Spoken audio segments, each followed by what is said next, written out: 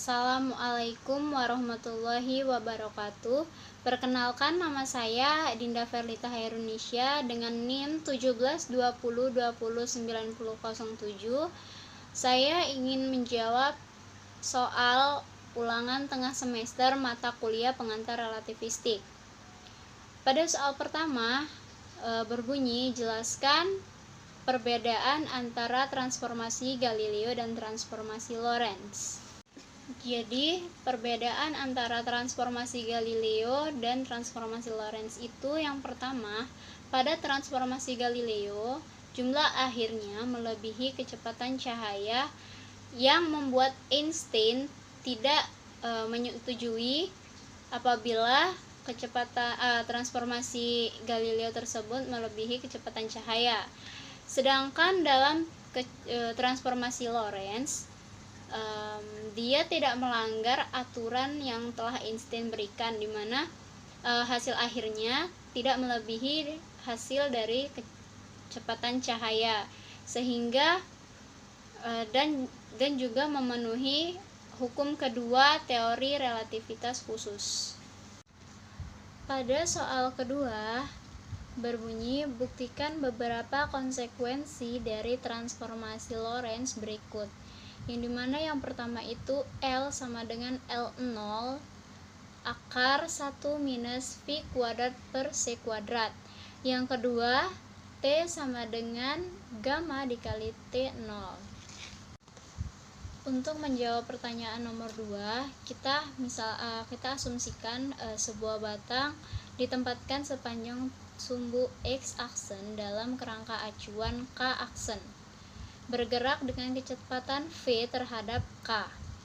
Pengamat dalam kerangka acuan K aksen dalam keadaan diam terhadap K aksen, dan oleh karena itu dalam keadaan diam terhadap batang, atau batang pada keadaan diam relatif terhadap pengamat. Nah, panjang batang L0 diukur oleh pengamat disebut dinyatakan sebagai L0 sama dengan X2 aksen dikurang X1 aksen sama dengan persamaan 1. Nah, di mana X2 aksen dan X1 adalah koordinat ujung-ujung batang. Jadi, LO adalah panjang batang dalam kerangka acuan di mana batang dalam keadaan diam. Nah, persamaan transformasi Lorentz memberikan X1 aksen sama dengan X1 dikurang PT1 per 1 per dikurang pi kuadrat per si kuadrat. Ini akar ya. Lalu X2 aksen X2 dikurang VT2 per akar 1 per akar 1 minus V kuadrat per C kuadrat.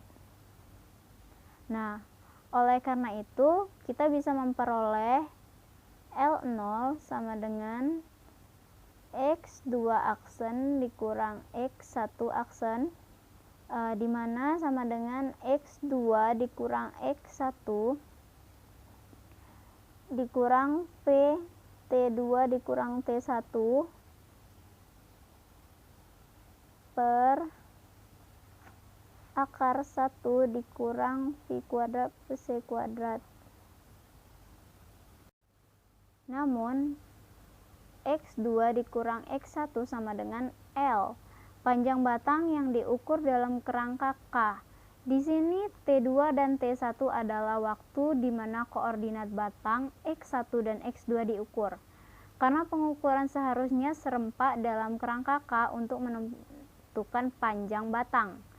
Nah, di sini kita memiliki, karena kita memiliki T2 sama dengan T1, maka L0 sama dengan L per akar 1 minus pi kuadrat per si kuadrat.